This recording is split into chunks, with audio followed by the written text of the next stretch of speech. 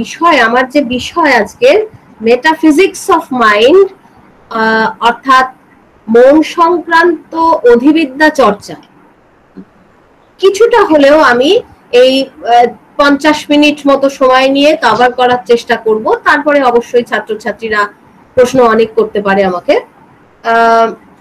আসলে এই বিষয়গুলো নানা দিক থেকে দেখা যায়।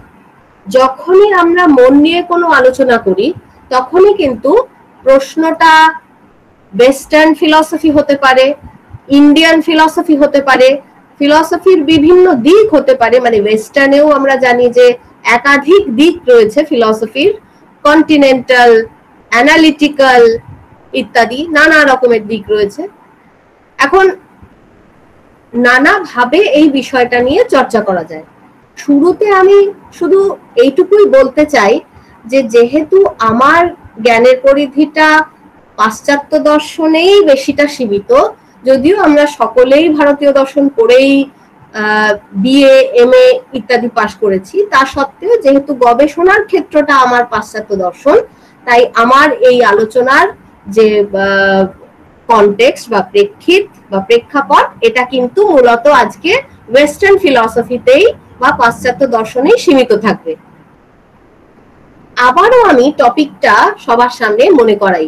এখানে বিশেষত আমাদের ছাত্রছাত্রীরা রয়েছে, তাই আমি তাদের কনটেক্সটেই বলি যে মন নিয়ে আলোচনাটাকে পাশ্চাত্য দর্শনে মোটা দাগে 4টে ভাগে ভাগ করা যেতে পারে। এবং এই যে ভাগটা করেছেন যিনি, তার নাম পল চার্চল্যান্ড। অর্থাৎ পল চার্চল্যান্ড একজন বিখ্যাত ফিলসফার অফ মাইন্ড আমরা বলতে পারি, বিখ্যাত দার্শনিক।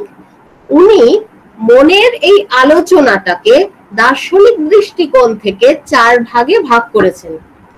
তার মধ্যে প্রথমটাই হলো মেটাফিজিক্স অফ মাইন্ড, অথবা যেটাকে আমরা বেশি পপুলারলি বেশি আমরা চিনি যেটাকে যে নামে, সেই নামটা হলো মাইন্ড বডি প্রবলেম। অর্থাৎ আজকে আমি যে বিষয় নিয়ে আলোচনা করব সেটা ইউজি লেভেল অর্থাৎ আন্ডারগ্রাজুয়েট লেভেল, পিজি লেভেল, বিশেষত পিজির যে ইন্ট্রোডাক্টরি লেভেল, সেই কনটেক্সটে বহুল চর্চিত বিষয়, যেটার নাম হলো মাইন্ড বডি প্রবলেম বা দেহ মন সমস্যা। এবং তোমরা অনেকেই এই বিষয়টা নিয়ে হয়তো অনেক কথা শুনেছো এর আগে। আজকে আমি যে কাজটা করব, যেহেতু আমরা সকলেই এত দিন ধরে এই প্যান্ডেমিকের উৎপাতে মোটামুটি বাড়িতে বসে রয়েছি, তাই আজকে আমার কাজটা হলো মাইন্ড বডি প্রবলেম নিয়ে সম্পূর্ণ আলোচনাটাকে একটা জায়গায় এনে দাঁড় করানো, যাতে তোমাদের সামনে, চোখের সামনে একটা ম্যাপের মতো তৈরি হয়ে যায়, যাতে পরবর্তীকালে এই ম্যাপটা ধরে ধরে তোমরা পাটনা যাবে না কাশি যাবে নাকি কাশ্মীর যাবে নাকি মধ্যপ্রদেশ যাবে এটা ডিসাইড করতে পারো। অর্থাৎ মাইন্ড বডি প্রবলেম বা দেহ মন সমস্যার একটা বড় চিত্র আমি তোমাদের সামনে আঁকবো। তার ভেতরে অনেক ডিটেল দেওয়া সম্ভব।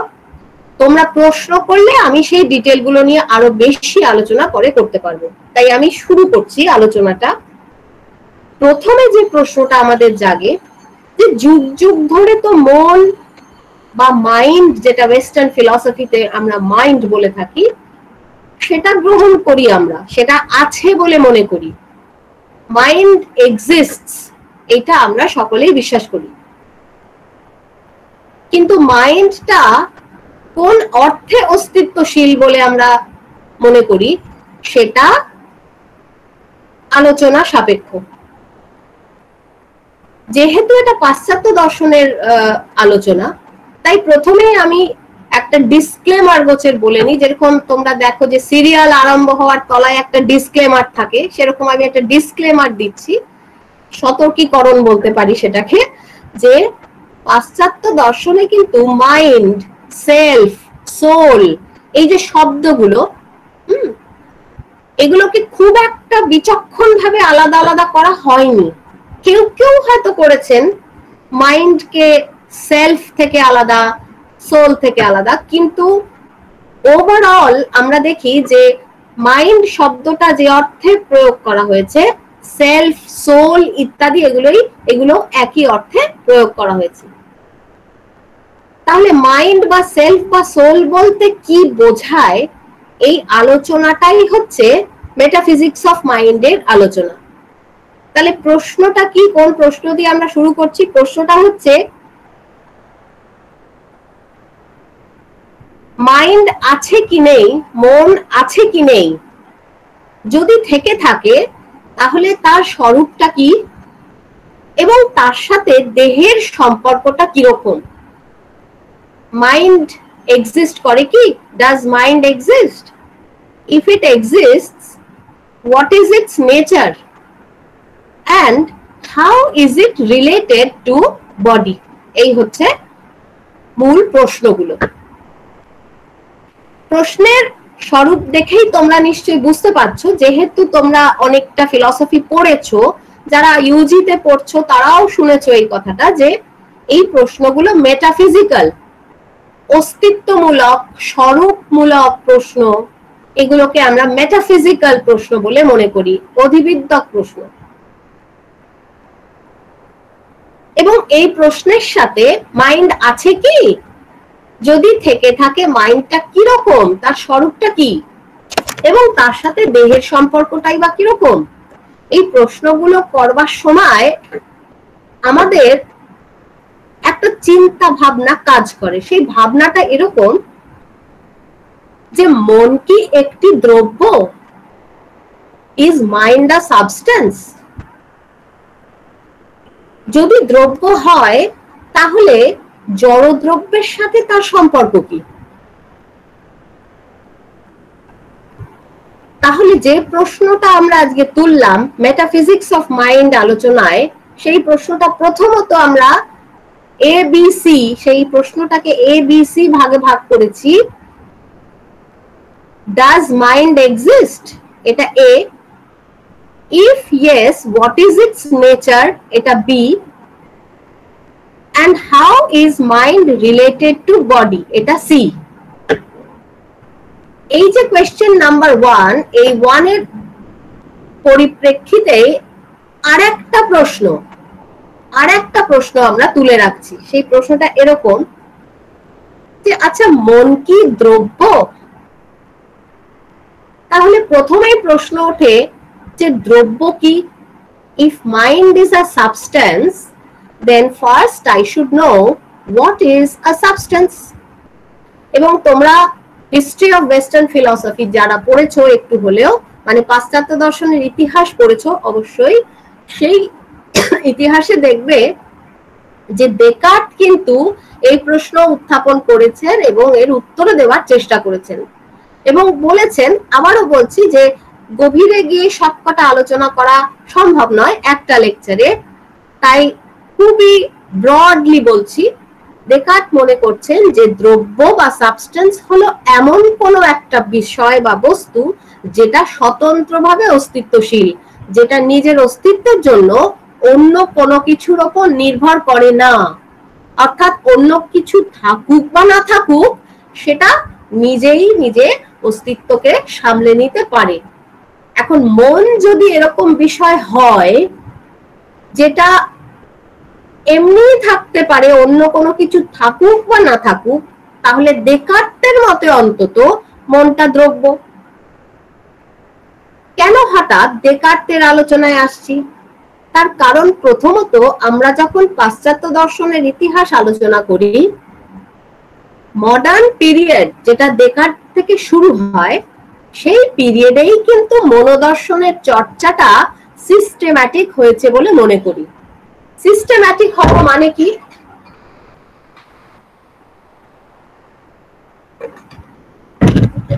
সিস্টেম্যাটিক হওয়া মানে হলো যে এর আগেও পাশ্চাত্য দর্শনের যেটা বড় ইতিহাস, প্লেটো সক্রেটিসের যুগ থেকে যেটা, বা ইভেন প্রি সক্রেটিক গ্রিক যুগ থেকে যেটা আমরা পড়ি, সেখানেও মন নিয়ে অনেক চর্চা হয়েছে। কিন্তু এখন সমকালীন যে চর্চা, মন সংক্রান্ত যে সমকালীন চর্চা, সেটা যে আকারে হয় সেইটা কিন্তু শুরু হয় ডেকার্ট থেকে। এবং এই 17th-18th সেঞ্চুরিতে মন সংক্রান্ত আলোচনাটা আরো সিস্টেমেটাইজড হয়ে ওঠে। তাই ডেকার্টকে দিয়েই আমরা মনোদর্শনের চর্চাটা সাধারণত শুরু করে থাকি। এবং প্রশ্নটা কি তাহলে ছিল যে মন কি আছে, যদি হ্যাঁ তাহলে কেমন, কি রূপে রয়েছে, মন কি দ্রব্য? ডেকার্ট মনে করলেন যে মন একটি দ্রব্য, মন একটি স্বতন্ত্র দ্রব্য। স্বতন্ত্র দ্রব্য বলতে কি? স্বতন্ত্র দ্রব্য বলতে যেমন অন্যান্য দ্রব্য অস্তিত্বশীল, বিশেষত জড় দ্রব্য, যেমন আমার এই জলের বোতলটা, এইরকম একটা শক্তপোক্ত জিনিস, আওয়াজ হয়, এটাকে বিভিন্ন জায়গায় আমি বসিয়ে দিতে পারি, এটি দ্রব্য। এটা অস্তিত্বের জন্য অন্য কোনো কিছুর উপর নির্ভরশীল না, অর্থাৎ আমি যদি সারাদিন এটাকে নাও ধরি, এটা আছে। তেমন ভাবেই ঠিক তেমনি মনও অস্তিত্বশীল, মন বলে একটি বিষয় আছে। ডেকার্ট আমরা জানি খুবই বিখ্যাতভাবে মন এবং দেহ দুটোকেই স্বতন্ত্র দ্রব্য রূপে স্বীকার করেছিলেন, এবং তাই ওনার সেই তত্ত্ব, যে তত্ত্বে উনি মন এবং দেহকে স্বীকার করেন, সেই তত্ত্বের নাম হলো সাবস্ট্যান্স ডুয়ালিজম বা দ্রব্য দ্বৈতবাদ। এখন দ্রব্য দ্বৈতবাদ বা সাবস্ট্যান্স ডুয়ালিজম বললেই মনে হয় যে তাহলে কি দ্বৈতবাদ অন্য রকমেরও হয়, নাকি সব দ্বৈতবাদই দ্রব্য দ্বৈতবাদ? আর একটু পরেই আমরা দেখব যে দ্বৈতবাদ অনেক রকমের হতে পারে, কিন্তু যেহেতু শুরুটা হলো ডেকার্টকে দিয়ে, তাহলে যদিও পুরনো কথা, যদিও এ কথা আমরা পাশ্চাত্য দর্শনের ইতিহাসে শিখে আসি, তবুও বলি যে মন এবং দেহকে দুটো স্বতন্ত্র দ্রব্য রূপে স্বীকার করলেন ডেকার্ট, এবং ওনার সেই বিখ্যাত তত্ত্ব সাবস্ট্যান্স ডুয়ালিজম বা মাইন্ড বডি ডুয়ালিজম দ্রব্য দ্বৈতবাদ নামে খ্যাত হলো।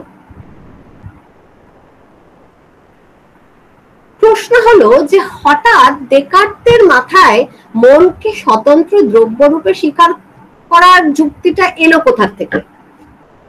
এই প্রশ্নের প্রথম উত্তরটা হলো যে ডেকার্ট তখনও জানেন যে ইন্টেলেকচুয়াল জগৎ, অর্থাৎ চিন্তা ভাবনার যে জগৎ, অর্থাৎ যেটা লেখাপড়া, ফ্রি থিঙ্কিং এর যে জগৎ, সেটা তখনও প্রকৃতপক্ষে কিছু কিছু বিশেষ বিশেষ ইনস্টিটিউশন থেকে মুক্তি লাভ করেনি। তাই প্রথমত বলা যাক যে যদিও ডেকার্ট একজন চিন্তাশীল রেশনালিস্ট মানুষ, তিনি বিজ্ঞান চর্চাও করেছেন তখন প্রচুর, তবুও উনি জানতেন যে চট করে মন বলে যে দেহ, মন বলে যে দ্রব্য, সেটিকে অস্বীকার করা যায় না। তাহলে আমরা বলতে পারি যে মনকে দ্রব্যরূপে স্বীকার করার একটা বড় কারণ হয়তো তৎকালীন সোশিও পলিটিক্যাল রিলিজিয়াস সিচুয়েশন। কিন্তু দর্শনে তো আর এই কথাটা আমরা আলোচনা করব না। দর্শনে আমরা প্রশ্ন করব যে আচ্ছা, মনকে দ্রব্য হিসেবে স্বীকার করার কি অন্য কোনো যথার্থ কারণ রয়েছে, কোনো লজিক্যাল বা ফিলসফিক্যাল রিজন দেওয়া যায় কি? দেওয়া যায়, অনেক রকমের যুক্তি দেওয়া যায় দ্রব্য দ্বৈতবাদ বা সাবস্ট্যান্স ডুয়ালিজমের সপক্ষে, কিন্তু আমি এখানে দুটো মাত্র যুক্তি তোমাদের সামনে বলবো। অন্যগুলোকে আমার অতটা গুরুত্বপূর্ণ বলে মনে হয় না। যে দুটো যুক্তির কথা আমি বলবো, সেই যুক্তিগুলো কিন্তু আজও এই অবস্থাতে দাঁড়িয়েও একেবারে অস্বীকার করা যায় না। তাই আমি এই যুক্তি দুটো তুলে ধরতে চাই। অর্থাৎ আবারও বলি, আরেকটু গুছিয়ে বলি, যে দ্রব্য দ্বৈতবাদ বা মাইন্ড বডি ডুয়ালিজমের সপক্ষে কি যুক্তি দেওয়া যায়, এই প্রশ্নের উত্তরে কিন্তু 1 2 3 4 5 6 করে অনেক কিছু বলতে পারি আমি, কিন্তু আমি কেবল দুটো কথা বলবো, দুটো যুক্তি আমি তোমাদের সামনে তুলে ধরবো। কেন? কারণ এই দুটো যুক্তি আমাদের সমকালীন যে পাশ্চাত্য দর্শন, আমাদের যে কন্টেম্পোরারি, সমকালীন কেন বলছি, আমি বলছি শুধু আধুনিক মডার্ন বললে হবে না, আমরা এখন যে ধরনের মনোদর্শন চর্চা করি সেইখানেও কিন্তু রেলেভেন্ট। তাহলে প্রথম যুক্তিটা আমি বলি, প্রথম যুক্তিটা হলো আর্গুমেন্ট ফ্রম ইন্ট্রোস্পেকশন, অন্তর্দর্শন ঘটিত যুক্তি, অন্তর্দর্শনের ভিত্তিতে দেওয়া যুক্তি। যুক্তিটা এরকম যে আমাদের সকলেরই একটি বিশেষ ক্ষমতা রয়েছে, সেই ক্ষমতাটাকে আমরা বলি ইন্ট্রোস্পেকশন। সকলেই আমরা নিজেরা নিজেদের মনের দিকে তাকিয়ে দেখতে পাই যেন যে কি ভাবছি, মনের ভেতরে কি চলছে। এই ক্ষমতাটাকে আমরা ইন্ট্রোস্পেকশন বা অন্তর্দর্শন বলে থাকি। আচ্ছা, তোমরা সকলেই ভাবো একটু যে যখন আমরা অন্তর্দর্শন করি তখন কি কোনো জড়দ্রব্য, কোনো দৈহিক অবস্থা চোখে পড়ে, নাকি আমাদের মনের বিভিন্ন অবস্থাগুলো চোখে পড়ে? যখন আমরা ইন্ট্রোস্পেক্ট করি তখন আমাদের চোখের সামনে কি আসে? আমাদের চিন্তা ভাবনা, আমাদের ফিলিং গুলো, ইমোশন গুলো ইত্যাদি। তাহলে with the help of introspection we look into our minds and we come across our mental states. We never come across any physical or bodily state. তাহলে আমার যদি হাতে ব্যথা হয় সেটা কিন্তু আমি চর্মচক্ষু দিয়ে দেখবো, আমি আমার চোখ দিয়ে দেখবো, with my physical eyes। কিন্তু আমার যদি মনে কষ্ট হয়ে থাকে সেটা কিন্তু আমি ইন্ট্রোস্পেকশন দিয়ে দেখব। অর্থাৎ আমি চশমা খুলে বললাম, আহা এই তো আমার মনটা, আহ কি কষ্ট মনে। এভাবে আমরা মনের কষ্ট বুঝি না, মনের কষ্টটা ইন্ট্রোস্পেক্টিভলি বুঝি। এটা কি আজকেও দাঁড়িয়ে আমরা অস্বীকার করতে পারি? পারি না। তাই introspection is one of the most important arguments in favor of substantive dualism, in favor of mind body dualism. দ্বিতীয় আরেকটা যুক্তি, দ্বিতীয় যুক্তিটা হচ্ছে argument from irreducibility। যারা জড়বাদী তারা আমাদেরকে বলেন যে আরে এই মনের কষ্ট টষ্ট এগুলো না সব নিউরোসায়েন্স ব্যাখ্যা করে দিতে পারে। আসলে তোমার স্নায়ুতন্ত্রের এই অংশে এই অবস্থা থাকলে, এই নিউরোট্রান্সমিটার, এই কেমিক্যালটি থাকলে মনের কষ্ট নামক জিনিসটা হয়। কিন্তু এটা বলার মানে কি? এটা বলার মানে হচ্ছে যে স্নায়ুতন্ত্র বলে একটি বিষয় রয়েছে, তার ভেতরে কিছু কেমিক্যাল রয়েছে, সেই কেমিক্যালের মানে কিছু কার্যকলাপ ফলপ্রসূত আমাদের কিছু মানসিক অবস্থা ঘটছে। কিন্তু তার মানে কিন্তু ওই নয় যে কেমিক্যালটাই সেই মেন্টাল স্টেটটা। তাহলে সাপোজ আজকে আমি একটা বিকট ওষুধ খেয়ে ফেললাম, মনে হলো যে না আজকে আমার ভীষণ ইচ্ছে করছে আনন্দ উপলব্ধ করতে, I want to feel blissful. এবং আমি দেখেছি এরকম একটা ওষুধ খেলে ব্লিসফুল হওয়া যায়, ব্লিস এক্সপিরিয়েন্স করা যায়। আমি টপ করে ওষুধটা খেয়ে ফেললাম এবং তারপরে আমি ব্লিসফুল হয়ে গেলাম। অবশ্যই বুঝতে পারছো আমি ড্রাগ অ্যাডিকশনের কথা বলছি। সাপোজ আমি এরকম করলাম, কেউ যদি মনে করে যে ওই ওষুধটাই হলো ব্লিসফুল স্টেট, তাহলে তো একটা ভুল করছে, তাই কি না? ওষুধটা তো বাইরে ছিল, সেটা আমার দেহে ঢুকলো, দেহে ঢুকে কি সব করলো কেমিক্যাল রিয়াকশন। কেমিক্যাল রিয়াকশন গুলোর ফলে আমার ব্রেনের নিউরাল স্টেট গুলোর মধ্যে পরিবর্তন হলো। এই পরিবর্তনের ফলে আমি এক্সপিরিয়েন্স করছি একটা বিশেষ স্টেট, একটা বিশেষ মানসিক অবস্থা, সেটাকে বলছি বিইং ব্লিসফুল। আহা কি ভালো লাগছে, এই যে ফিলিংটা। কিন্তু এই ব্লিসফুল স্টেটটা কিন্তু আমার ওই নিউরোট্রান্সমিটারটাও নয়, ওই ওষুধটাও নয়, আমার ব্রেনের ভেতরকার কেমিক্যাল ট্রান্সমিশনটাও নয়। ব্লিসফুল স্টেটটা কিন্তু ব্লিসফুল স্টেট। তাই অনেক সময় আমরা কার্য এবং কারণের মধ্যে গুলিয়ে ফেলি। যদিও আমি মানতে রাজি থাকি যে ওষুধ খাবার ফলে নিউরোট্রান্সমিটারে কিছু গন্ডগোল হলো বলে আমার ব্লিসফুল স্টেট হলো, তবুও বলতে হবে যে ওষুধ, নিউরোট্রান্সমিটার এবং ব্লিসফুল স্টেট তিনটে আলাদা। The state of feeling blissful is not reducible to any other physical state.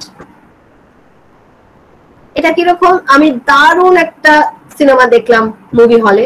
এখন তো মুভি হলে যাবো না, বাড়িতে বসে বসে সারাদিন আমরা সিনেমাই দেখছি। তো ওই সিনেমা দেখতে দেখতে আমরা একটা ব্লিসফুল স্টেটে, হ্যাপি স্টেটে চলে গেলাম এবং হাসতে হাসতে বেরোলাম হল থেকে, যে বাহ দারুণ একটা ফিলিং হলো মুভিটা দেখে। এই ফিলিংটা তো সিনেমা হলটাও নয়, সিনেমাটাও নয়, সিনেমার চেয়ারটাও নয়, ফিলিংটা ফিলিং।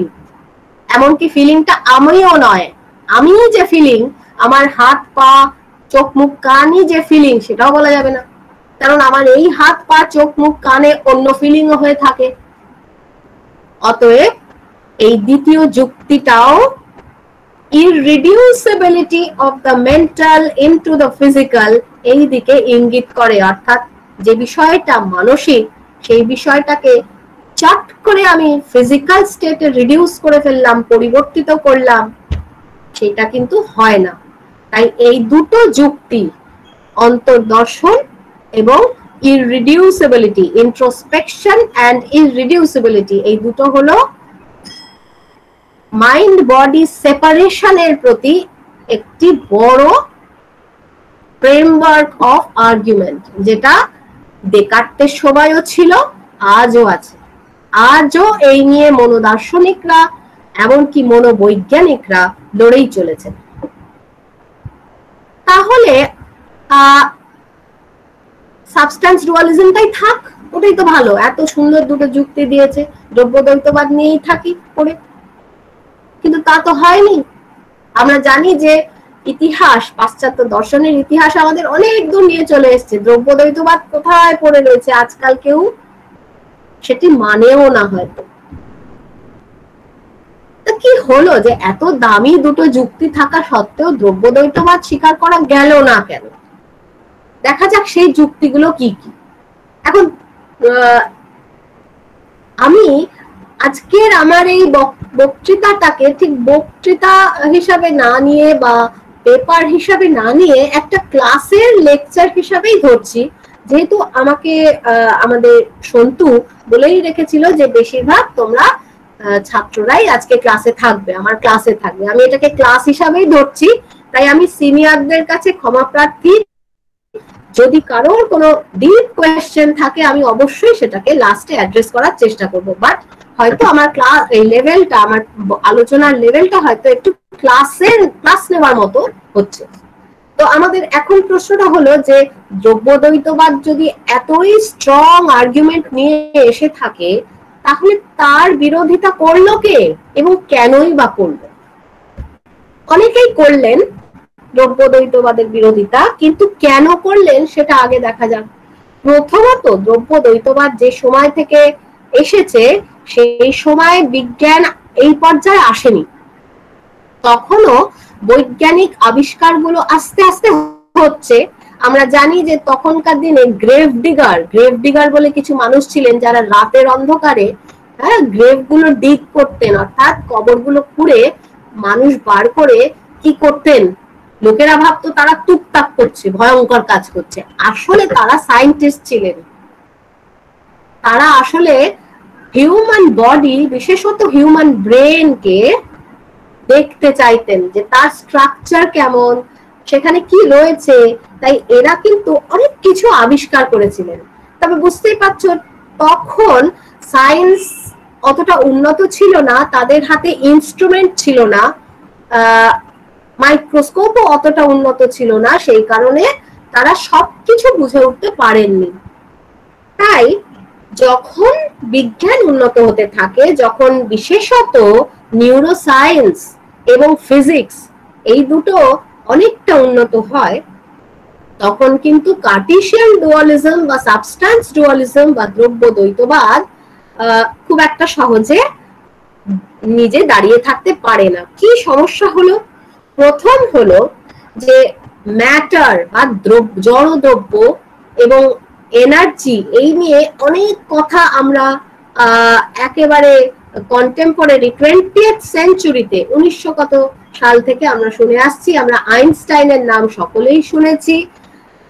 দেখা যাচ্ছে যে মন এবং দেহ যদি দুটো স্বতন্ত্র দ্রব্য রূপে আমরা স্বীকার করি, তাহলে কিন্তু আমরা বিজ্ঞানের অনেক নিয়ম ব্যাখ্যাই করতে পারবো না।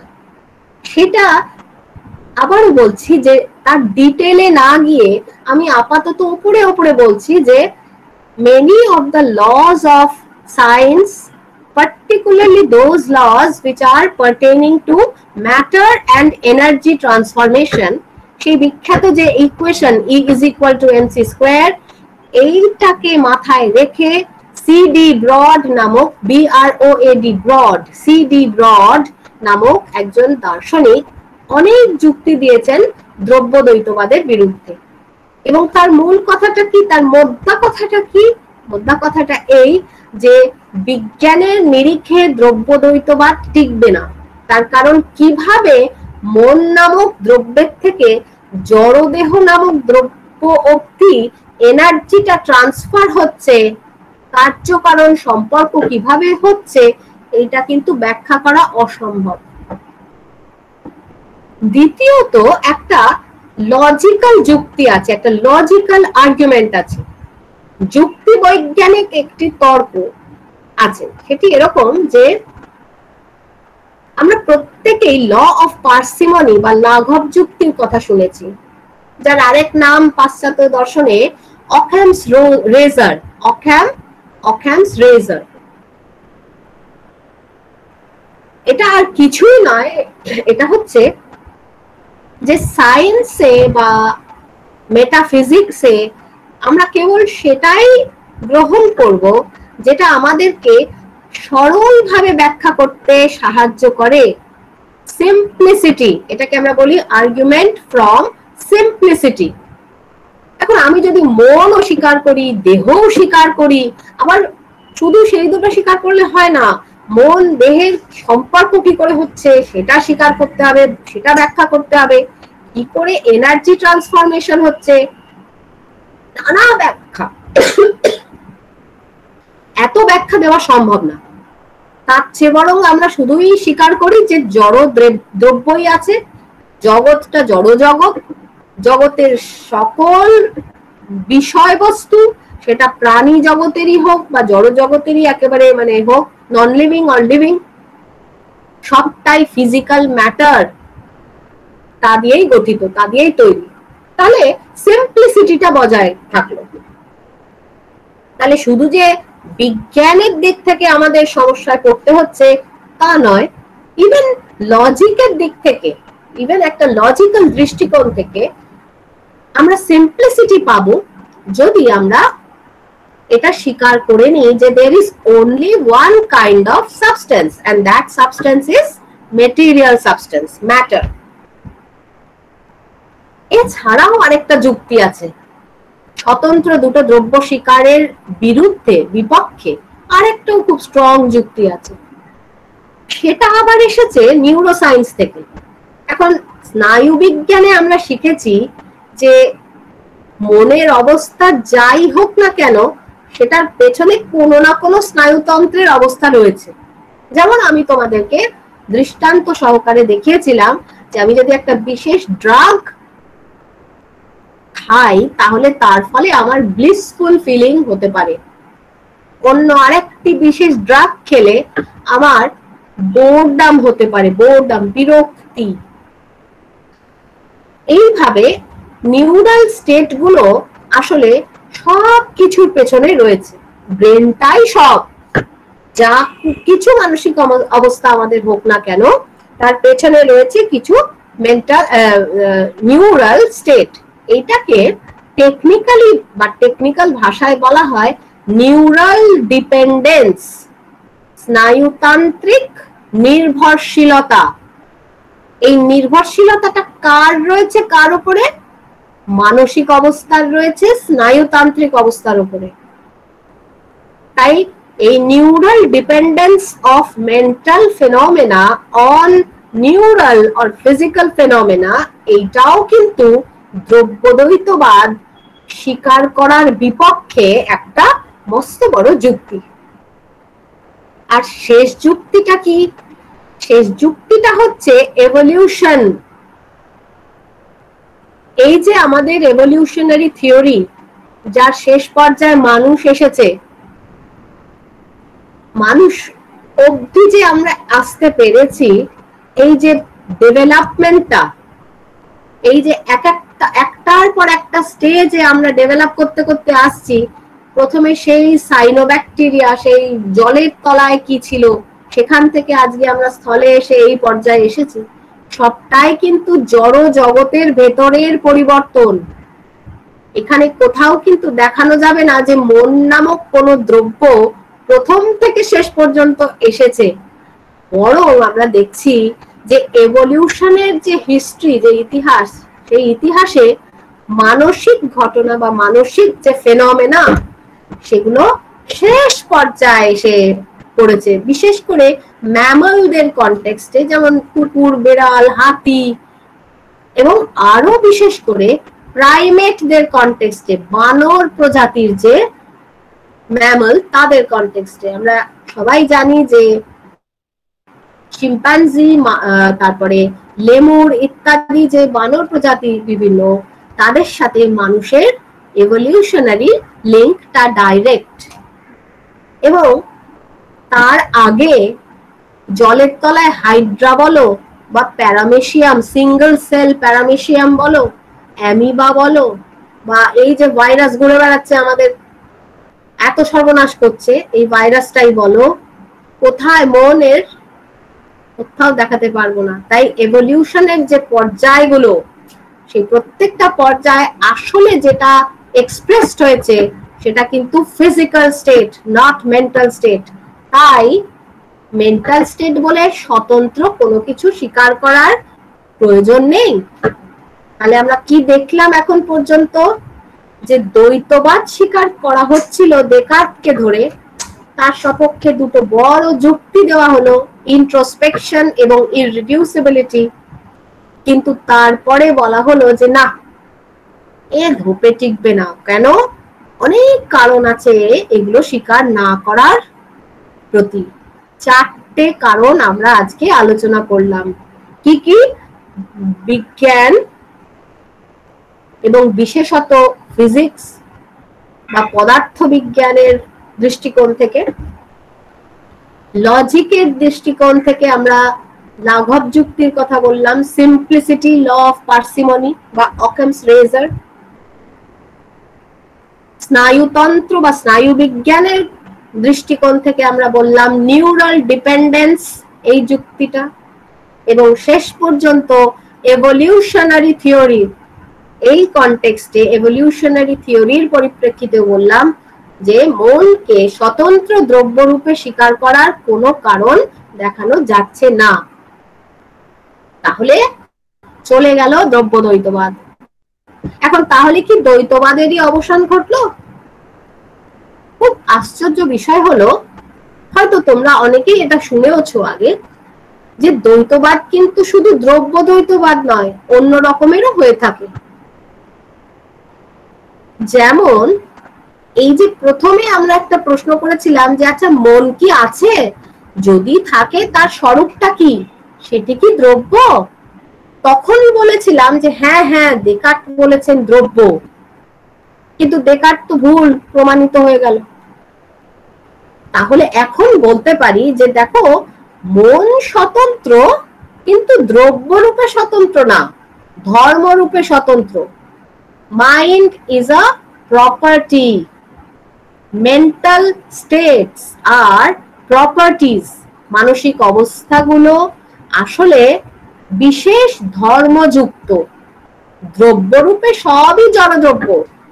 আফটার অল এই জগতে জড়দ্রব্য ছাড়া আছেটা কি? এই যে বিশাল ব্রহ্মাণ্ড, সবটাই কিন্তু ফিজিক্যাল ম্যাটার।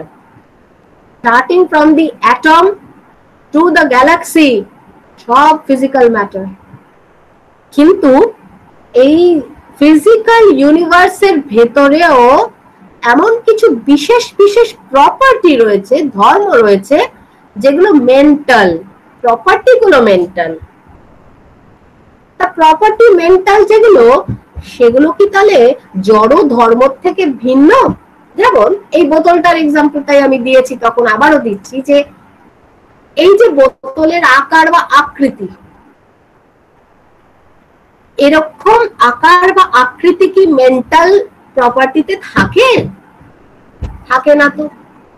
আমি যখন বলছি যে মনটা খুব খারাপ হয়েছে আজকে, কিংবা আমি যখন বলছি উফ কি দারুণ সিনেমা দেখলাম, ভীষণ ভালো লাগছে, এই ভালো লাগা, খারাপ লাগা, হিংসে করা ইত্যাদি সবটাই কিন্তু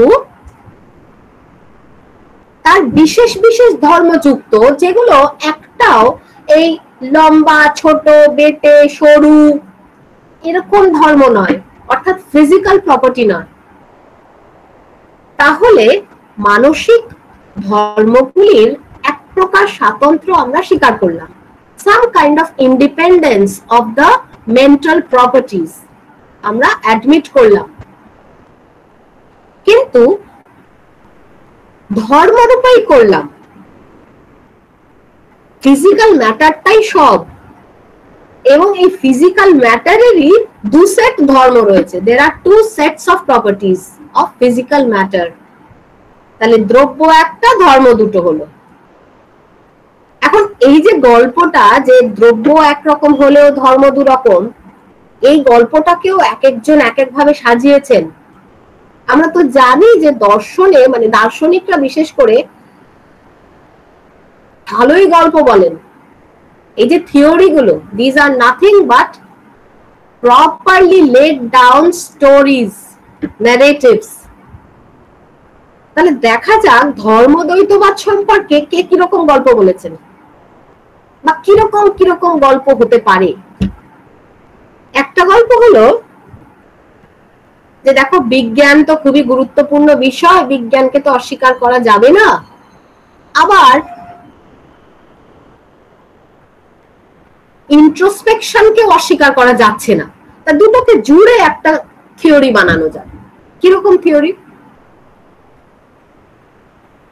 সাবস্ট্যান্স একটাই, সেটা ম্যাটার, তার ফিজিক্যাল প্রপার্টি আছে, অর্থাৎ জড় ধর্মও রয়েছে, আবার তার মেন্টাল প্রপার্টি বা মানসিক কিছু ধর্ম, মেন্টাল ধর্ম রয়েছে।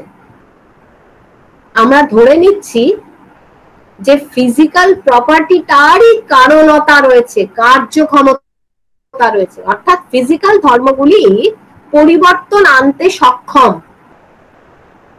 তাই আজকে যদি আমি আমার এই জলের বোতলটার উপরে এরকম একটা মারি, তাহলে আওয়াজটা হবে, এটা ফিজিক্যাল প্রপার্টি, আওয়াজটা। আর আমার হাতটা যে এখানে গিয়ে লাগলো, তার ফলে যে আওয়াজটা হলো, এটা কিন্তু ফিজিক্যাল প্রপার্টি। এবং ফিজিক্যাল প্রপার্টিরই কোনো পরিবর্তন আনার ক্ষমতা রয়েছে, অর্থাৎ তার মধ্যে কারণতা রয়েছে, কার্য উৎপন্ন করার শক্তি বলতে যেটাকে আমরা বুঝি, যেটাকে আমরা বলি কজালিটি বা কজাল পাওয়ার, বা আরো একটা ভাষায় বলি কজাল এফিকেসি। কিন্তু সাপোজ আমি এত জোরে আওয়াজ করলাম যে তোমাদের মধ্যে কেউ কেউ খুব বিরক্ত হলে বলে উফ বাবা ওর কানে লাগছে, ভাল লাগছে না, আমার একদম কনসেন্ট্রেশন চলে গেল। এই যে কনসেন্ট্রেশন চলে গেল, এটা কিন্তু মেন্টাল ব্যাপার। এই কনসেন্ট্রেশন চলে যাওয়াটাকে নিয়ে কিন্তু তুমি কেকও বানাতে পারবে না, মিষ্টিও বানাতে পারবে না, জলের বোতলটাকে ফেলেও দিতে পারবে না। অর্থাৎ তোমার আওয়াজের ফলে কনসেন্ট্রেশন চলে গেল, এবং এই কনসেন্ট্রেশন বিষয়টাকে নিয়ে তুমি জলের বোতলে ছুঁড়ে মারলে বোতলটা পড়ে গেল, যাতে আর কনসেন্ট্রেশন ভঙ্গ না হয়, এটা কিন্তু সম্ভব নয়। অর্থাৎ মানসিক অবস্থাগুলির কিন্তু কোনো কার্যক্ষমতা নেই। এই যে থিওরিটা, যে থিওরি অনুযায়ী জড় দ্রব্যের দুটো ধর্ম আছে, ফিজিক্যাল ও মেন্টাল, কিন্তু কেবলমাত্র ফিজিক্যাল ধর্মগুলোরই কর্মক্ষমতা রয়েছে, কার্যক্ষমতা রয়েছে, মেন্টাল গুলির নেই, এই থিওরি বা তত্ত্বকে বলা হয় এপিফেনোমেনল এপিফেনোমেনালিজম, এপিফেনোমেনালিজম।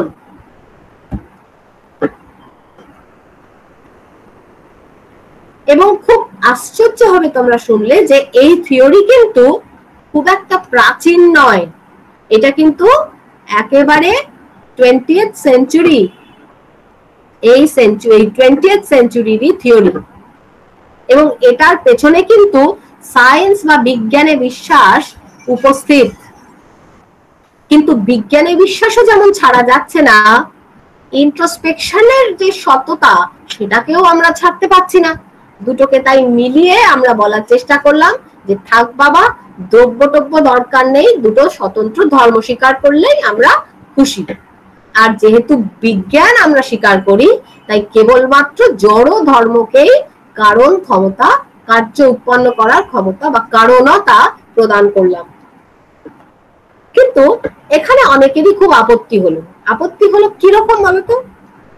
যে দেখো, যতই হোক, আমরা যতই অস্বীকার করি যে মেন্টাল প্রপার্টি গুলোর কর্মক্ষমতা নেই, আসলে কি তাই? ডেকার্টের একটা কিন্তু অবজারভেশন সঠিক ছিল বলেই মনে হয়, যে মেন্টাল জিনিসটারও ফিজিক্যাল জিনিসের মধ্যে পরিবর্তন আনার ক্ষমতা আছে। যেমন ধরো আমি আজকে তোমাদের 1 মিনিটের জন্য একটা ভীষণ দুঃখের আর কষ্টের গল্প শোনালাম। সাপোজ কোভিড প্যান্ডেমিকের সাথে যুক্ত সেই গল্প, যেহেতু আমরা সকলেই এখন সেই পরিস্থিতিতে আছি, ধরা যাক সেই গল্প শুনে তোমাদের সকলের মন ভীষণ খারাপ হয়ে গেল।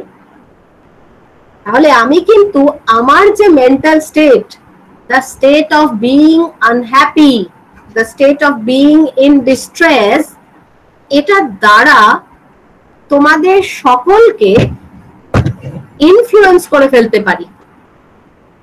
তোমাদের ওপরে আমার একটা ইনফ্লুয়েন্স হলো, এবং এই ইনফ্লুয়েন্সটা কিরকম? আমার মেন্টাল স্টেট দ্বারা তোমাদের মেন্টাল স্টেটটা ইনফ্লুয়েন্সড হলো।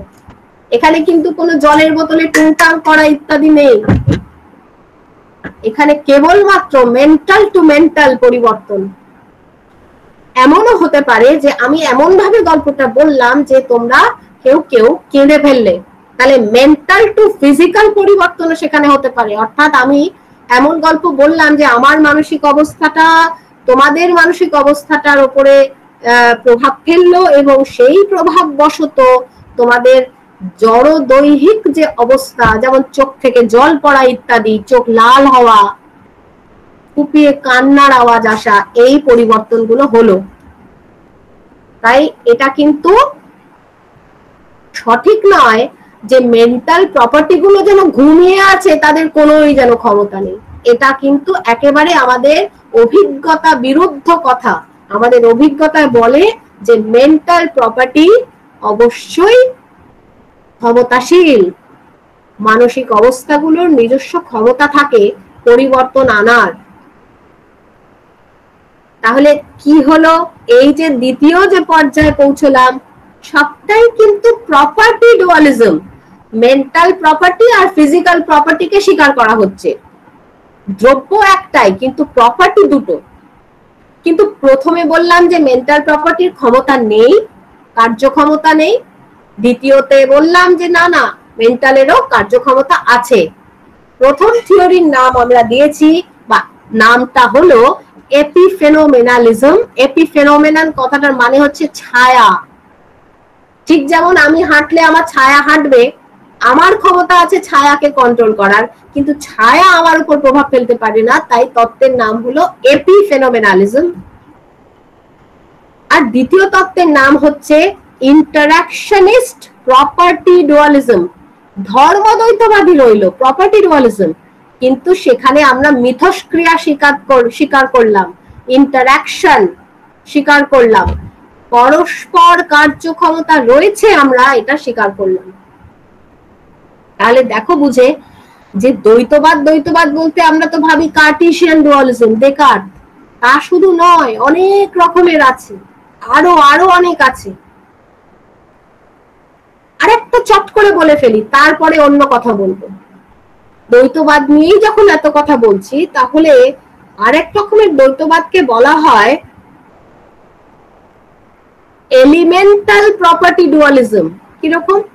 আচ্ছা, এই যে এতক্ষণ যে আমরা ধর্মদ্বৈতবাদের আলোচনা করছি, সেখানে বলা হলো যে দ্রব্য একটাই, সেটা হলো জড়দ্রব্য, এবং সেই জড়দ্রব্যের মূল যে ধর্ম সেটা হলো জড় ধর্ম, মূল ধর্ম।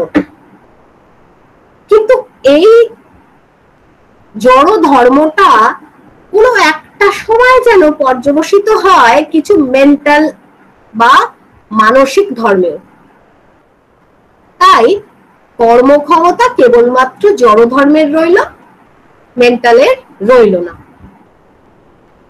অনেকে মনে করেন যে আমাকে যদি ফুল বডিড ডুয়ালিজম করতেই হয়, আমি যদি দ্বৈতবাদী হতে চাইলাম, তাহলে এমন কেন বলবো যে মেন্টালটা সেকেন্ডারি, ফিজিক্যালটা প্রাইমারি?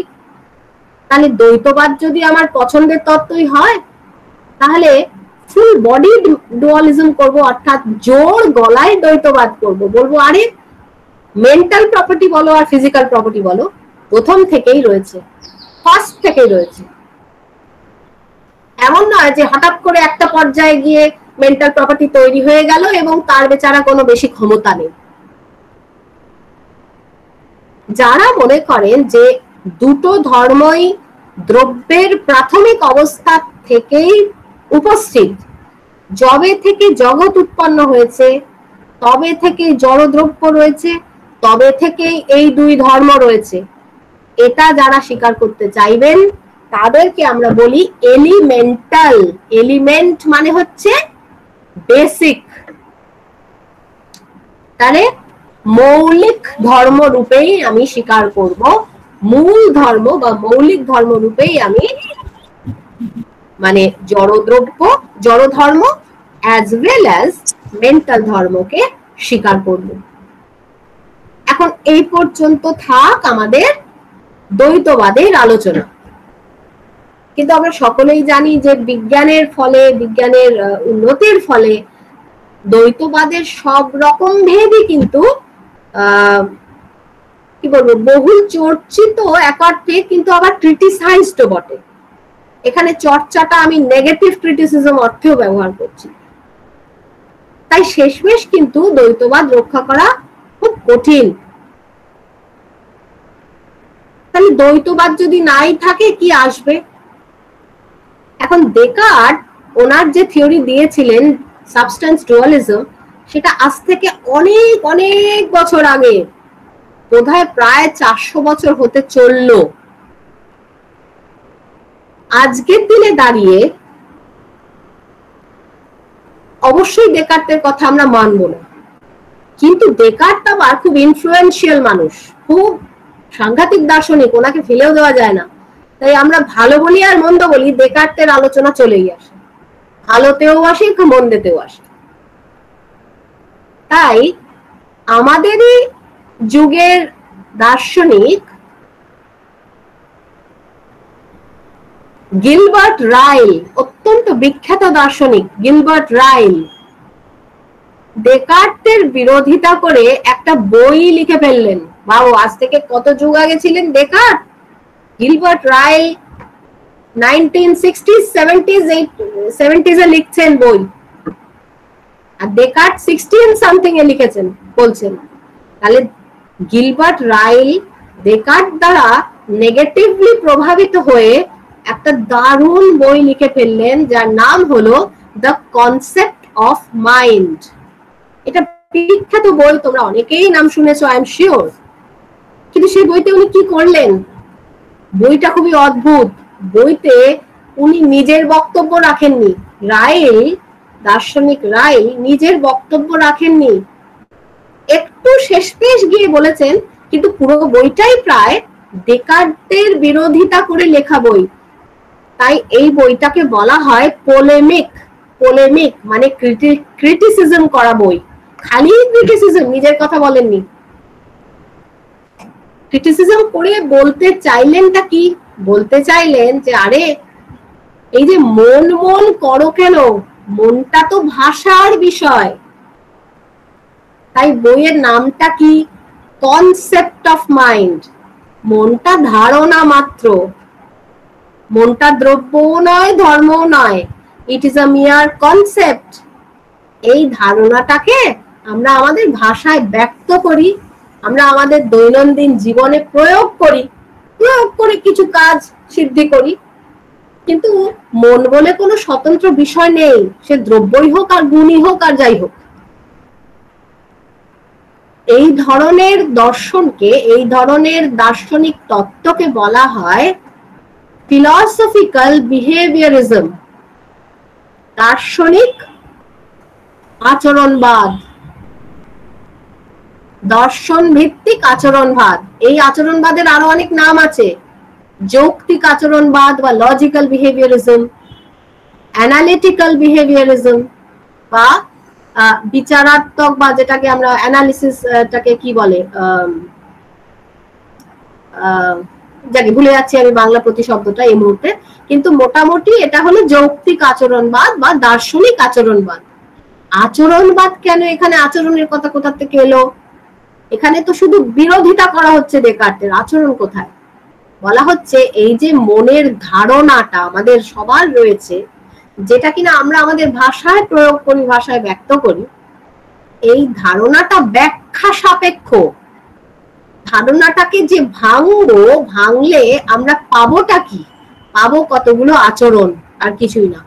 তাই এই যে আমি একটা এক্সাম্পল দিয়েছিলাম কিছুক্ষণ আগে, যে আমি একটা ভীষণ কষ্টের গল্প শোনাচ্ছি, তোমাদের মনটা খারাপ হলো, দুঃখ হলো, সরো, দুঃখ। এখন দুঃখ, এই যে শব্দটা, এই শব্দটা তো আমরা ভাষায় প্রয়োগ করি। দুঃখ শব্দটা দুঃখ নামক এক প্রকার মানসিক অবস্থাকে ইঙ্গিত করে, অর্থাৎ দুঃখ সংক্রান্ত আমাদের কিছু ধারণা রয়েছে, কনসেপ্ট অফ সরো আমাদের রয়েছে। বলা হচ্ছে যে এই কনসেপ্টটাকে যদি আমি অ্যানালাইজ করি, বিশ্লেষণ করে ভাঙি, যদি পাবো কি? পাবো কতগুলো আচরণ। দুঃখ হওয়া মানে কি? ভুরু কুচকানো, মুখটা ঝুলে গেছে। তোমরা ওই স্যাড স্মাইলি, আজকাল তো স্মাইলির যুগ, স্যাড স্মাইলিতে মুখটা উল্টো, এরকম উল্টো চাঁদ, চোখটা এরকম ড্রুপ করে গেছে, হয়তো চোখ থেকে টুস করে জল পড়ছে, এটাই দুঃখ। এছাড়া আর দুঃখ বলে কিছু নেই। সত্যি তো তাই, ভেবে দেখো তো, আজকে দুঃখ হয়েছে, আচ্ছা দুঃখটা বড় বাজে, দুঃখটা বড় দুঃখ, ভালো লাগছে না, এটা ভালো কিছু ভাবি। ভালো, ধরো খুব এক্সাইটেড হয়েছি আমি একটা নতুন বই পড়ে, সবাই তো আমরা লেখাপড়ার জগতের মানুষ, তা বই পড়ে এক্সাইটেড হয়েছে। এই যে এক্সাইটমেন্ট, এই যে মেন্টাল স্টেটটা, এটা আসলে কি বলতো? দেখো ভালো করে ভেবে দেখো, আমি বলছি যেগুলো সেগুলোই, আর কিছুই না। এক্সাইটেড মানে হচ্ছে আমি খুব, বাড়িতে এসে বললাম উফ যা দারুণ পড়েছি না বইটা, সঙ্গে সঙ্গে বন্ধুকে ফোন করলাম, এই বইটা তুই পড়িস। বন্ধু আবার আমাকে ফোন করে যখন বলে আচ্ছা শুনি বইটাতে এই জায়গাটাতে এটা পড়লাম, কি দারুণ লাগে। কথাবার্তা, হ্যাঁ, বার্তালাপ মানে আলাপ আলোচনা, কথা, স্পিচ, হাত পা নাড়ানো এক্সাইটমেন্টে, চোখগুলো বড় বড় হয়ে যাওয়া, চিৎকার করে কথা বলা। এছাড়া আর এক্সাইটমেন্ট জিনিসটা কি? এক্সাইটমেন্ট, মাথাটাকে খুললাম, খুলে এক্সাইটমেন্ট নামক দ্রব্যটা বার করে দেখালাম, এরকম তো হয় না। ওই হাত পা নাড়ানো, চোখ মুখ নাক কান, তার এক্সপ্রেশন, ফেশিয়াল এক্সপ্রেশন, এটাই এক্সাইটমেন্ট। এই যে থিওরিটা, এটাই কিন্তু বিহেভিয়ারিজমের মূলে রয়েছে, আচরণবাদের মূলে রয়েছে। এবং দার্শনিক আচরণবাদের বক্তব্য তাহলে হলো এই, যে যে ভাষায় আমরা মনের অবস্থা প্রকাশ করি, সেই ভাষাকে বিশ্লেষণ করলে কিছু আচরণমূলক অবস্থাই আমাদের প্রাপ্ত হবে, আর কিছুই নয়। Whenever we analyze mentalistic language, all that we get is a set of behavioral language. তাহলে বিহেভিয়ার অতিরিক্ত, আচরণ অতিরিক্ত মন স্বীকার করার কোনো কারণই নেই। মন একটি ধারণা মাত্র, কনসেপ্ট অফ মাইন্ড। মাইন্ড ম্যাটারও না, মাইন্ড প্রপার্টিও না, ইট ইজ আ কনসেপ্ট। এখন এটা খারাপ শুনতে লাগছে না, খুব একটা খারাপ না, কথাটা তো ঠিকই, কিন্তু আমি তোমাদের একটা 1-2 মিনিটের এক্সারসাইজ দিচ্ছি, তোমরা করো। 2 মিনিট আমি গ্যাপ দেবো, আমি কথা বলা বন্ধ করে দেবো। এক্সারসাইজটা এরকম, ধরো তোমরা মনে মনে এমন কিছু একটা চিন্তা করলে যেটার কোনো বহিঃপ্রকাশ নেই, এরকম একটা চিন্তা কি থাকতে পারে?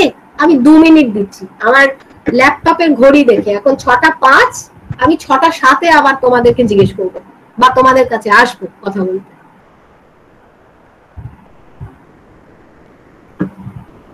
এমন একটি মনের অবস্থা, একটি চিন্তা, একটি ফিলিং যেটা কোনো বহিঃপ্রকাশ নেই, ভাবো এটা সম্ভব কিনা?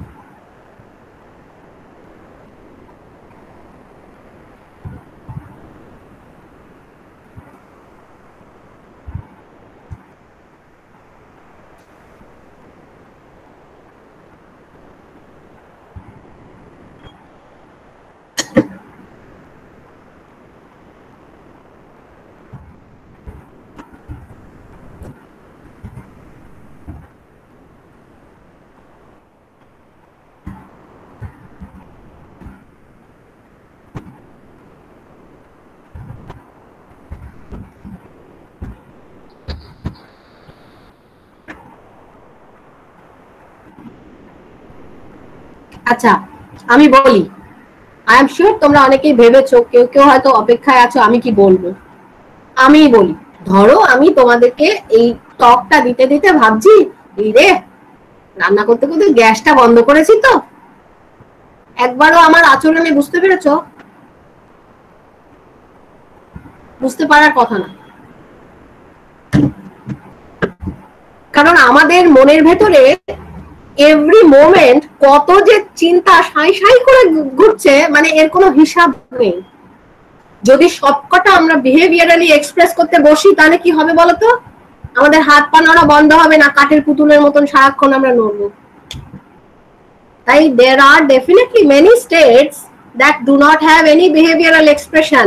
তাই philosophical behavioristরা যে মেন্টাল স্টেট আর বিহেভিয়ারাল স্টেটের মধ্যে লজিক্যাল ইকুইভ্যালেন্সের কথা বলেছিলেন, সেটা হয়তো স্বীকার করা যায় না, সেটা লজিক্যালি স্বীকার করা যায় না। কারণ লজিক্যাল ইকুইভ্যালেন্স, এই যে লজিক্যাল রিলেশনটা তোমরা সবাই পড়েছো লজিকে, ট্রিপল বার বলে যেটাকে তোমরা চেনো, সেটার মানে আসলে কি? P implies Q and Q implies P. দুদিক থেকে হলে তবে না ট্রিপল বার বসে পি আর কিউ এর মধ্যে।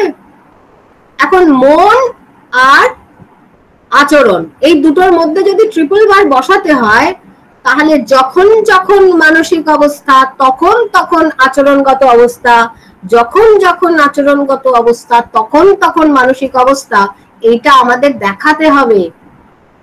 কিন্তু এই ইকুইভ্যালেন্সটা দাঁড়াবে না। তার একটা দৃষ্টান্ত আমি দিলাম তোমাদের, যে রান্নাঘরে গ্যাস বন্ধ করেছি কিনা আমি এখন বসে মাথা চুলকোচ্ছি কি ওরে বাবা রান্নাঘরে গ্যাস বন্ধ করছি কিনা, না, আমি একবারও বলিনি, করিনি, আর আচরণে বোঝা সম্ভবই ছিল না তোমাদের আমি না বলা অবধি। আবার সিমিলারলি অ্যাক্টর যারা যারা স্টেজে অ্যাক্টিং করেন, তারা দিনের পর দিন এমন অনেক আচরণ করেন যে মানসিক অবস্থাগুলো তাদের বাস্তবে ঘটে না। যেমন কেউ ধরো কি বলবো, ভগৎ সিং সাজছে, হাসিতে চড়ছে, সে তো আসলে ওই ফিলিংটা উপভোগ করেনি যেটা ভগৎ সিং এর ছিল।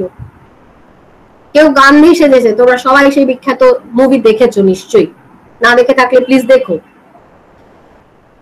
সেখানে তো আসলে সে গান্ধী না, তার তো সেই স্টেট গুলো হচ্ছে না, কিন্তু বিহেভিয়ার সে করছে। কতদূর যাব কেন, আমাদের এই যে রোজকার পচা পচা সিরিয়াল গুলো, এখানে যে ভেউ ভেউ করে কাটছে, সেই ফিলিংটা তো অ্যাকচুয়ালি তার নেই অ্যাক্টরের বা অ্যাক্ট্রেসের। Hence, the logical equivalence between behavioral states and mental states does not stand. তাই লজিক্যাল বিহেভিয়ারিজমও সহজে স্বীকার করার মতো নয়। এটা তো গেল লজিকের দিক থেকে। আর আরেকটা কারণেও স্বীকার্য নয় লজিক্যাল বিহেভিয়ারিজম, কি বলতো? ইংরেজিতে একটা খুব প্রচলিত কথা আছে, throwing the baby with the bath water. মানে শিশু জন্মালো, বাথটবে তাকে স্নান করালাম, জন্মের পরে পরেই তাকে স্নান করাতে লাগে, বাথটবের নোংরা জলটা ফেলতে গিয়ে শিশুকেই ফেলে দিলাম। বিহেভিয়ারিজম কিছুটা এরকম করেছে। বিজ্ঞানের দৃষ্টিকোণ থেকে মনের চর্চাটাকে দাঁড় করানোর জন্য মন জিনিসটাকেই বাদ দিয়ে দিয়েছে, মনই অস্বীকার করেনি। কারণটা কি ছিল আসলে? কারণটা ছিল যে যদি সায়েন্স হতে হয়, সাইকোলজিকে, মনোবিজ্ঞান যদি দাঁড় করাতে হয়, তাহলে যে বিষয়টা দৃষ্টিগোচর, অবজারভেবল, শুধু সেই বিষয়ে স্বীকার করতে হবে। আদারওয়াইজ অন্য কোনো বিষয় স্বীকার করা যাবে না। তাই বিহেভিয়ারিজমও কিন্তু এখানে একটা ভুল করে ফেললো, যে আমি মনকে ব্যাখ্যা করতে এসেছিলাম, কিন্তু আচরণের কথা বলতে গিয়ে আমি মনকেই অস্বীকার করে ফেললাম। অনেকটা সময় আমি তোমাদের নিয়েছি, কিন্তু আমি দেখো এই সময়ের মধ্যে কেবল দুটোই মেটাফিজিক্যাল দৃষ্টিকোণ বলতে পেরেছি, দ্বৈতবাদ এবং আচরণবাদ, এবং দুটো খুবই ট্রাঙ্কেটেড, মানে কাটা কাটা অবস্থায় বলতে পেরেছি, ছোট ছোট অংশে বলতে পেরেছি। আরো অসংখ্য তত্ত্ব আছে এই বিষয়ে। এটাকে তোমরা একটা কি বলবো, একটা টি টেস্টিং সেরিমনি যেরকম হয়, যে চাটা কেমন, দার্জিলিং চা নাকি আসামের চা, টেস্ট করে দেখার মতন কেবল। এরপরে আরো অনেক বলা যাবে পরে কোনোদিন।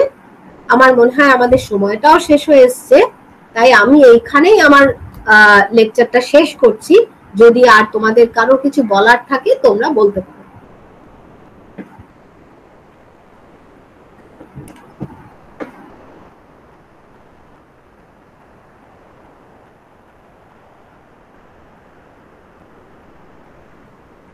আমি তোমাদের প্রশ্ন নিতে রাজি আছি, যদি অর্গানাইজাররা অ্যালাউ করেন।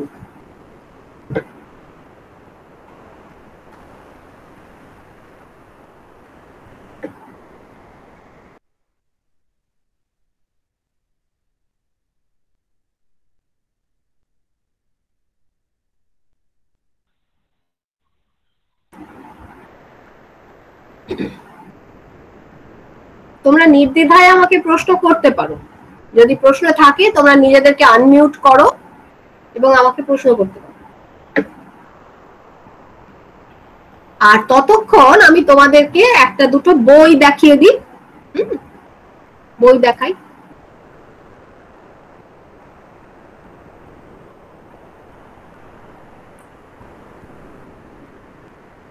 আশা করি তোমরা দেখতে পাচ্ছ।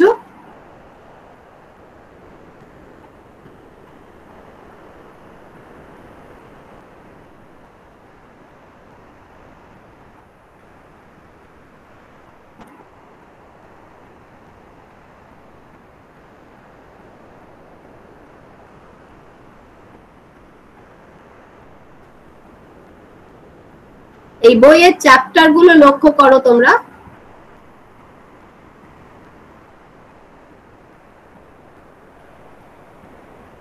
এই দেখো, দ্বৈতবাদ, ফিলসফিক্যাল বিহেভিয়ারিজম, আরো কত আছে দেখো। এবং এই হলো অন্টোলজিক্যাল প্রবলেম বা মাইন্ড বডি প্রবলেম।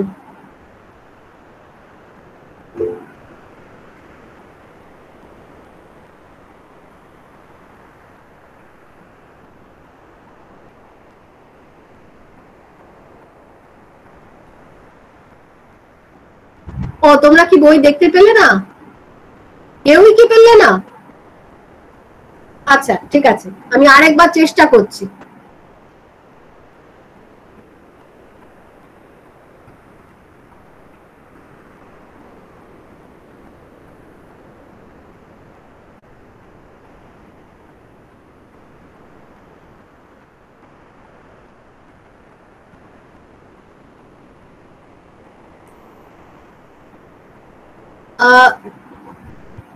দেখা যাচ্ছে এবার?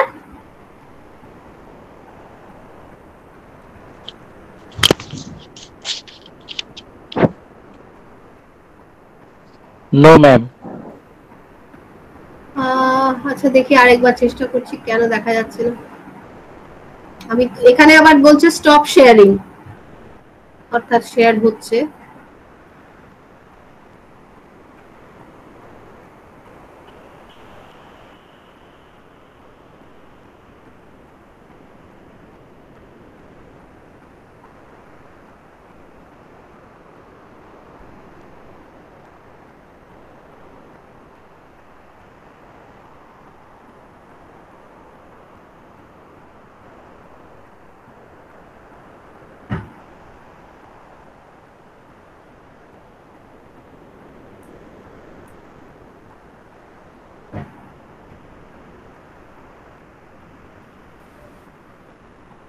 এবার আসছে?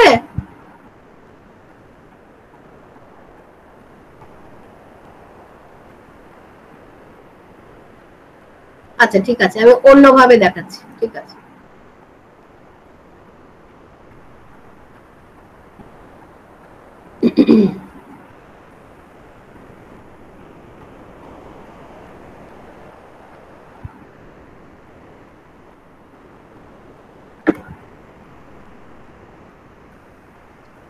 আপনি বইগুলোর নামও বলে দিতে পারেন, এভাবে দেখতে পাওয়া যাচ্ছে না, তো আপনি নামও বলে আচ্ছা দিন। ঠিক আছে, আচ্ছা ঠিক আছে, তাই করছি। তাও আমি একটা লাস্ট অ্যাটেম্প্ট নিচ্ছি। হ্যাঁ ম্যাডাম, আপনি বইটা করে দিন, বইয়ের নামগুলো বলে দিন, স্ক্রিনটা শেয়ার হচ্ছে আচ্ছা না। ঠিক, ওকে ওকে ঠিক আছে।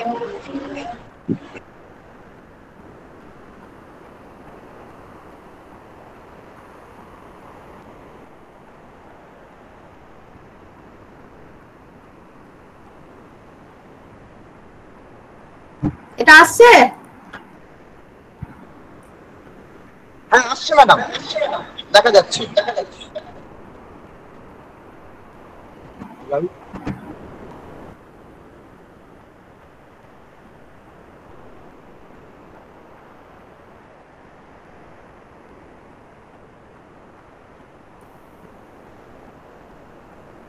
বইটার নামও আমি উইন্ডোতে লিখে দিলাম।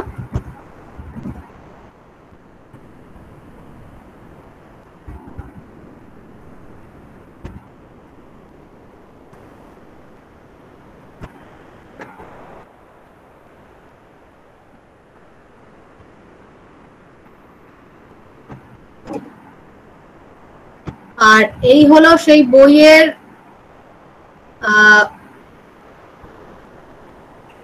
দেখা যাচ্ছে এগুলো? Yes ma'am. হ্যাঁ, আমরা দ্বৈতবাদ করতে পেরেছি, আর ফিলসফিক্যাল বিহেভিয়ারিজম কিছুটা করতে পেরেছি। দেখা যাচ্ছে এখান থেকে যে আরো কত কিছু আলোচনা বাকি, এবং এই হলো মাইন্ড বডি প্রবলেম।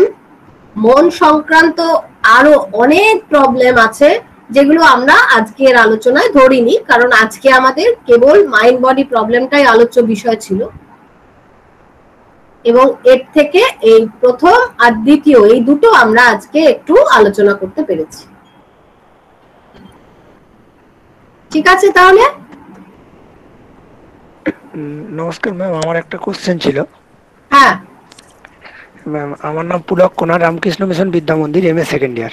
আচ্ছা। ম্যাম, আপনি ওই ডেকার্টের ডুয়ালিজমের যে বিরুদ্ধে যে তিনটে আর্গুমেন্ট দিলেন, তো হ্যাঁ থার্ড আর্গুমেন্ট যেটা দিলেন যে এভলিউশনারি থিওরি, হ্যাঁ তো ওখানে যেটা আপনি বললেন যে শুধুমাত্র জড় দেহেরই পরিবর্তন হয়, সেক্ষেত্রে মনের পরিবর্তন হয় না।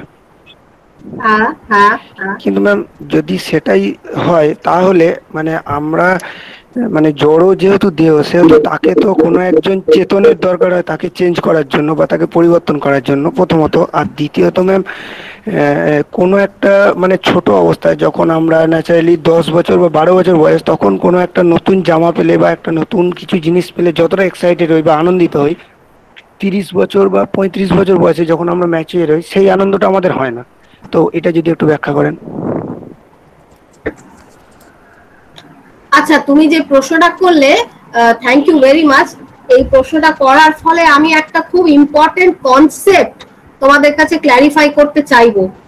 তুমি যে এক্সাম্পলটা দিলে, তোমার এক্সাম্পলটার মধ্যে কিন্তু একটা কনসেপচুয়াল গ্যাপ রয়েছে, একটা কনসেপচুয়াল স্লিপ রয়েছে। হ্যাঁ, সেই স্লিপটা আমি পরিষ্কার করে বলছি। আমরা দুটো জিনিসের মধ্যে পার্থক্য করে থাকি, অন্টোজেনেটিক এবং ফাইলোজেনেটিক। আমি শব্দ দুটো আবার তোমাদের এখানে মেসেজে লিখে দিচ্ছি, অন্টোজেনেটিক এবং ফাইলোজেনেটিক। মানে হচ্ছে অন্টোজেনেটিক মানে হচ্ছে যে আমার জীবনকালে ছোটবেলা থেকে বৃদ্ধ বয়স অবধি বা মৃত্যু অবধি যে বিভিন্ন পর্যায়গুলো আমার জীবনকালে, ব্যক্তির জীবনকালে। ফাইলোজেনেটিক হচ্ছে সেই স্পিসিসের যে ডেভেলপমেন্ট, তার যে ইতিহাসটা। এখন মনে রাখতে হবে যে এভলিউশনারি থিওরি কিন্তু অন্টোজেনেটিক ডেভেলপমেন্ট নিয়ে আলোচনা করে না, এভলিউশনারি থিওরি কিন্তু ফাইলোজেনেটিক ডেভেলপমেন্ট নিয়ে আলোচনা করে। অর্থাৎ পৃথিবীতে প্রাণ উদয় হওয়ার প্রথম থেকে, লাইফ যখন ফার্স্ট আসে তখন থেকে এই পর্যায় অবধি কিভাবে বিভিন্ন স্টেজ দিয়ে ডেভেলপমেন্ট হয়েছে, এটাকে বলে ফাইলোজেনেটিক ডেভেলপমেন্ট। এই ফাইলোজেনেটিক ডেভেলপমেন্টের পরিপ্রেক্ষিতে আমরা ডুয়ালিজমের বিপক্ষে একটা কথা বলেছি, সেটা এই যে ফাইলোজেনেটিক ডেভেলপমেন্টের বা এভলিউশনের একেবারে প্রথম যে পর্যায়, তখন কিন্তু ছিল কতগুলো সিঙ্গেল সেল অর্গানিজম, এবং সেগুলো বেশিরভাগ প্লান্ট। হ্যাঁ, সিঙ্গেল সেল প্লান্টস, সাইনোব্যাকটেরিয়া ইত্যাদি অনেক এক্সাম্পল পাওয়া যায়। সেখান থেকে কি বলবো, পর্যবসিত হতে হতে হতে হতে আস্তে আস্তে লাইফ অনেক উন্নত হতে থাকে।